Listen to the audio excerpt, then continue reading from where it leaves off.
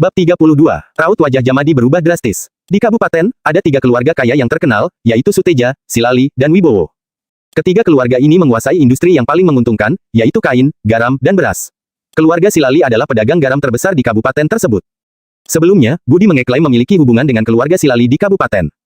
Saat itu, semua orang menganggap omongannya itu hanyalah bualan belaka. Sekarang, tampaknya omongannya memang benar. Tirai kereta dibuka, terlihat seorang pemuda yang mengenakan kain penutup kepala dan jubah brokat turun dari kereta tersebut. Dia memberi salam kepada Wira dari kejauhan dengan hormat. Saudara Wahyudi, lama tidak bertemu. Wahyudi adalah nama Wira sebelumnya. Wira membalasnya dengan ekspresi datar. Katakan saja langsung apa maumu. Mahendra Silali, pewaris keluarga Silali di kabupaten, memiliki usia yang sama dengan Wira. Mereka berdua lulus sebagai murid sekolah rendah pada saat yang sama. Tahun ini, Mahendra juga berhasil menjadi sarjana tingkat menengah. Dia adalah seorang pemuda berbakat yang terkenal di kabupaten tersebut. Saat mereka masih belajar di kabupaten, Mahendra sangat sombong dan meremehkan Wira yang berasal dari desa. Wira menikahi Wulan pada masa lalu. Namun, dalam 3 tahun terakhir, Wira tidak lagi melanjutkan pendidikannya. Oleh karena itu, keduanya tidak terlalu banyak kontak lagi. Namun, keluarga Linardi dan keluarga Silali memiliki hubungan yang baik. Wulan dan Mahendra juga merupakan teman masa kecil.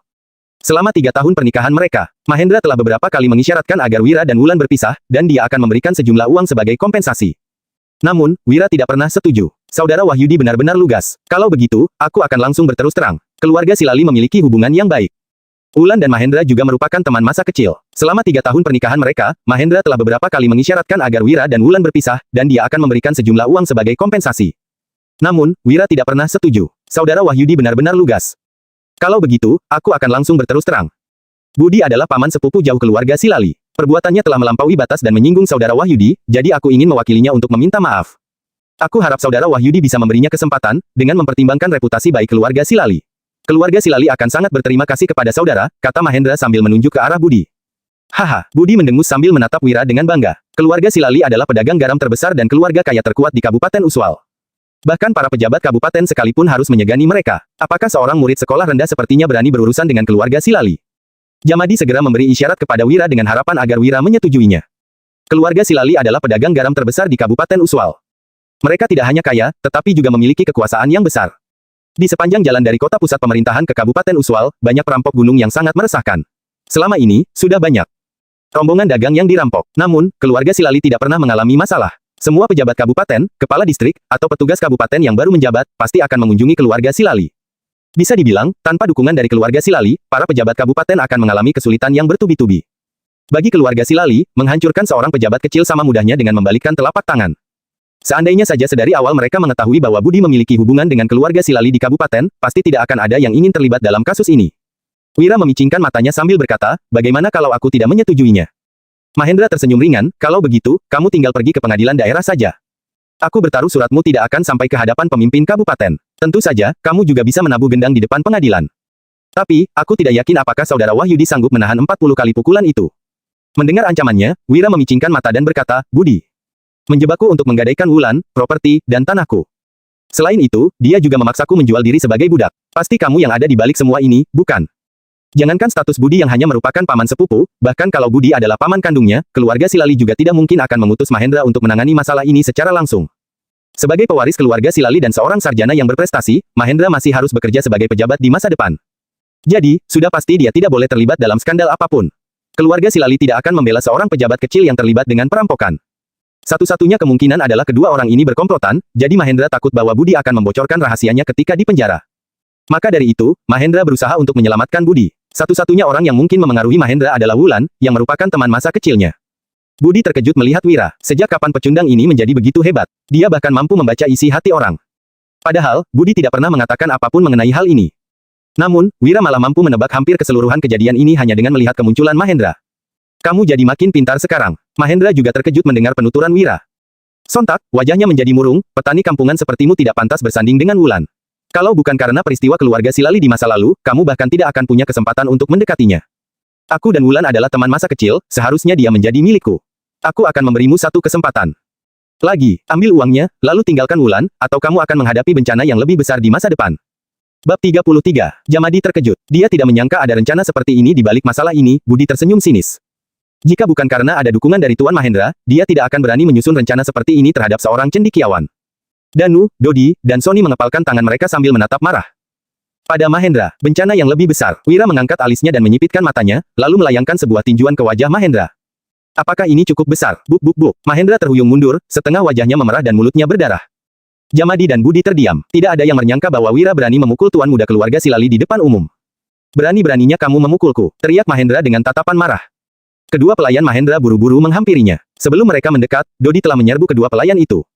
Wira berkata dengan ekspresi dingin, kamu bukan hanya mengincar istriku, tapi juga bahkan mau menghancurkanku. Memukulmu saja sudah termasuk hukuman ringan. Bagus sekali. Mahendra menyeka darah di sudut bibirnya. Aku akan membalas pukulan ini 100 kali lipat padamu. Di kabupaten ini, belum ada orang yang berani mengusik orang-orang keluarga Silali. Sekarang sudah ada. Wira menimpalkan dengan nada dingin. Bukan hanya memukulmu, kalau aku mau menghabisimu juga bukan hal yang sulit. Mahendra tertawa sinis dan berkata, kamu hanya lulusan sekolah rendah, aku adalah sarjana. Kamu hanya orang kampungan, sedangkan aku adalah pewaris tunggal dari keluarga Silali. Tingkat pendidikan dan status sosial kita sangat jauh berbeda. Atas dasar apa kamu mau menghancurkanku? Atas dasar perbuatan busukmu ini. Wira mencibir, percaya atau tidak, aku akan mencari sekelompok aktor untuk menuliskan semua perbuatan jahatmu menjadi sebuah skenario dan mementaskannya di semua tempat. Setiap kali membuat pertunjukan, aku akan memberi mereka 10.000 gabak. Dalam waktu 3 bulan, reputasimu akan hancur dan kualifikasimu untuk ujian akan dihapus. Kamu tidak akan pernah bisa mengikuti ujian lagi. Kamu, berani-beraninya. Dengan tubuh gemetaran, Mahendra berkata. Memangnya orang kampungan sepertimu sanggup membayar mereka 10.000 gabak? Wira menyipitkan matanya. Aku masih punya cara yang lebih hemat. Setiap hari aku akan menulis lebih dari 10 pengumuman. Dalam 3 bulan, aku akan menulis 1.000 pengumuman. Aku akan menempel 500 lembar di kabupaten, dan 500 lembar di provinsi. Apa menurutmu cara seperti ini akan memiliki efek penyebaran yang lebih baik daripada melakukan pertunjukan di atas panggung? Jamadi dan Budi terkesiap mendengar ucapan Wira, cara ini memang sangat kejam. Bahkan orang yang paling berbakat sekalipun, jika reputasinya sudah tercemar, mereka akan kehilangan kualifikasi untuk mengikuti ujian kepegawaian. Dalam waktu sesingkat ini, Wira bisa menemukan 2 cara untuk mencelakakan orang. Sebenarnya selicik apa pikiran orang ini? Kenapa dulu dia tidak terlihat seperti orang yang selicik ini? Mahendra menyipitkan matanya untuk menyembunyikan kekejamannya. Aku tidak akan mengganggu Wulan dan tidak akan mengurus Budi lagi. Mulai sekarang, kita tidak saling mengganggu lagi. Wira menjawab dengan ekspresi datar. Semoga kamu menepati janjimu. Mahendra berjalan mendekati Budi dan menatapnya dengan beringas. Jaga mulutmu di pengadilan nanti. Kalau tidak, kamu bahkan tidak akan punya kesempatan jadi tahanan. Plak, usai mendengar ancamannya ini, Budi hanya bisa terkapar lemas di dalam kereta. Dia telah sepenuhnya putus asa. Dalam sekejap, situasi berbalik. Jamadi dan yang lainnya melihat Wira dengan tatapan ngeri. Wira menepuk pundak Budi, lalu berkata, ayo kita bicara dulu. Budi segera bangkit. Wira, aku menyerah padamu, aku takut padamu. Lepaskan aku akan memberimu 200.000 gabak. Tidak, 300.000 gabak. Aku akan melakukan apapun yang kamu perintahkan. Aku akan menjadi pesuruhmu. Aku tidak butuh pesuruh. Wira menggelengkan kepala. Setelah sampai di pengadilan nanti, kamu suruh Lianam dan Liteja untuk jangan lagi mengungkit masalah Gandhi mencuri di rumahku. Semua orang di atas kereta mendengarnya dengan jelas. Wira berusaha melindungi Gandhi. Dengan begitu, Lianam dan Liteja tidak akan masuk penjara. Budi menggertakkan giginya. Kamu rela melepaskan pencuri itu, tapi tidak bersedia membebaskanku, kenapa aku harus bekerja sama denganmu? Kalaupun aku dihukum menjadi tahanan kerja paksa, aku akan membawa mereka bersamaku. Raut wajah Gandhi, Lianam, dan Liteja tampak seolah-olah mau menerkamnya. Wira tertawa sinis. Kalau begitu, kamu lihat saja sendiri bagaimana mereka akan menghadapimu setelah berada di dalam penjara nanti. Ketiga orang itu menggertakkan gigi. Kalau mereka sampai terseret masalah ini, mereka pasti akan menghabisi Budi. Melihat reaksi ketiga orang ini, Budi bergidik ngeri. Aku berjanji. Tapi, kamu juga harus berjanji padaku. Selama aku menjadi tahanan, kamu harus melindungi harta keluargaku. Begitu kepala keluarga mereka roboh, maka semua anggota keluarga pasti akan membagi semua harta keluarga mereka. Wira mengangkat alisnya dan berkata, kalau begitu, kamu harus memberiku 50.000 gabak setiap tahun. Budi membalas sambil menggertakkan gigi. Baik, Jamadi menunjukkan tampang serakah. Setelah sibuk seharian, orang yang paling diuntungkan malah Wira. Bab 34. Wira berbalik dan berkata, Jamadi, tugas ini kuserahkan padamu. Terima kasih, Tuan Wira, ucap Jamadi sambil membungkukkan badan. Tatapan Budi tampak tidak rela, padahal, ini adalah uangnya. Namun, Jamadi bahkan tidak meliriknya sama sekali. Pecundang ini benar-benar tahu bagaimana memanfaatkan orang dan licik. Budi harus memperingatkan anggota keluarganya untuk jangan berurusan dengan orang ini. Mereka semua pergi ke pengadilan daerah, sementara Wira, Gandhi, Lianam, dan Liteja tetap tinggal di luar. Bu, Gandhi bersujud dengan mata berkaca-kaca. Tuan Wira, padahal kami bertiga telah mencuri barangmu. Tapi, kamu malah memperlakukan kami. Sebaik ini, kami sangat malu. Aku berutang nyawa padamu. Kalau kamu butuh bantuan, silakan utus orang untuk memberitahu kami. Lianam dan Liteja mendengarkan ucapannya dengan ketakutan. Apakah orang ini bersedia mengorbankan nyawanya demi Wira? Sebagai lelaki sejati, kamu tidak pantas bersujud pada siapapun selain orang tuamu. Wira memapah Gandhi sambil berkata.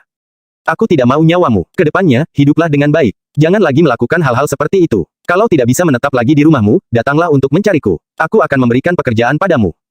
Baik, seru Gandhi sambil berlinang air mata. Lianam dan Liteja juga bersujud dan berkata, Tuan Wira, kami juga ingin mengikutimu. Wira mengedipkan matanya. Kalian harus pikirkan baik-baik. Aku telah menyinggung orang keluarga Silali, kalau ikut denganku, kalian mungkin akan menghadapi bencana besar ke depannya. Ah, mengingat kejadian tadi, Lianam dan Liteja sontak terperanjat.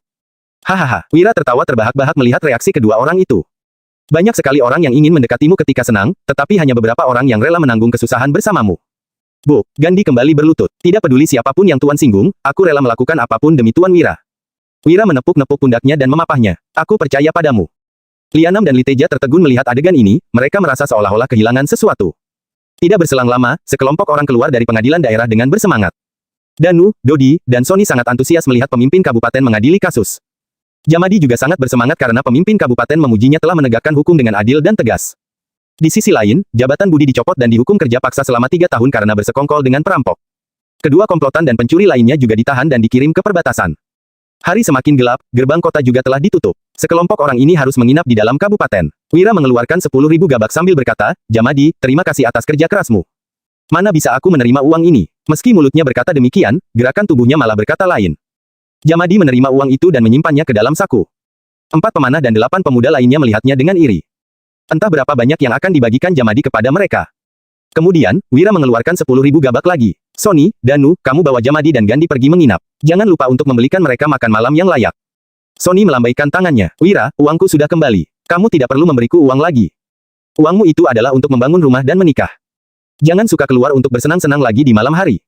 Setelah memberikan uangnya dan berpesan kepada mereka, Wira pergi membawa Dodi. Jamadi bertanya, Danu, Sony, apa kalian tahu Wira mau kemana? Danu dan Sony menggeleng. Wira hanya menyuruh mereka untuk pulang terlebih dahulu dan dirinya akan tinggal di kabupaten selama beberapa hari. Jamadi mengelus dagunya sambil berkata, jangan-jangan, Wira diam-diam pergi ke tempat hiburan. Padahal, setelah mendapat uang, Jamadi baru ingin pergi ke tempat hiburan untuk berfoya-foya. Namun, dia takut akan bertemu dengan Wira di sana. Tempat hiburan. Seru para pria itu dengan napas memburu, mereka selalu mendengar bahwa gadis-gadis di tempat hiburan sangat cantik dan wangi. Membayangkannya, wajah Danu dan Sony menjadi merah merona. Selama hidup, mereka masih belum pernah menyentuh wanita manapun. Gandhi menjadi gelisah. Jamadi, jangan bicara sembarangan. Mana mungkin orang baik seperti Tuan Wira pergi ke tempat seperti itu? Jamadi tertawa sinis. Kamu tidak mengerti apa-apa. Pria manapun itu, semuanya pasti menyukai tempat hiburan. Itu tidak ada hubungannya dengan karakter seseorang. Kamu akan mengerti setelah mencobanya sekali. Di kediaman keluarga Silali, perang, terdengar suara pecahan gelas di lantai. Kepala keluarga Silali, Darius Silali, menunjuk Mahendra dan berteriak marah. Anak sialan, wanita itu sudah menikah 3 tahun, tapi kau masih saja bersekongkol dengan orang untuk merebutnya. Lebih parahnya lagi, kamu bahkan dipermalukan di depan umum. Harga diri keluarga Silali hancur gara-gara kamu. Namun, Mahendra tersenyum sambil bergumam, ayah, aku juga bukannya tidak pernah bertemu wanita lain. Mana mungkin aku merusak masa depanku hanya demi seorang wanita yang sudah bersuami. Kali ini, aku berusaha merebut Wulan adalah demi masa depan keluarga Silali.